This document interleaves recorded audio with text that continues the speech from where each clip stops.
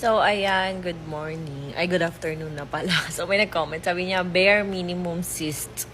So, ayan. Regarding to dun sa CCTV na pinost ko na nagpaalam sa akin yung asawa ko na ano raw siya ng car. Sabi ko, sige, ingat ka, gumanon ako.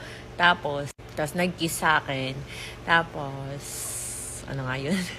Tapos, nung nandun na siya sa paayusan ng car, in-update niya ako with matching picture and ganyan, kahit hindi ako nagtatanong. So, sa ibang bare minimum yun. Pero syempre, sa mga tulad ko, super ko na-appreciate yung mga ginagawa sa akin ng asawa ko. Kasi syempre, asawa ko yun and mahal ko yun eh. Syempre, na-appreciate ko every little things na ginagawa niya for me.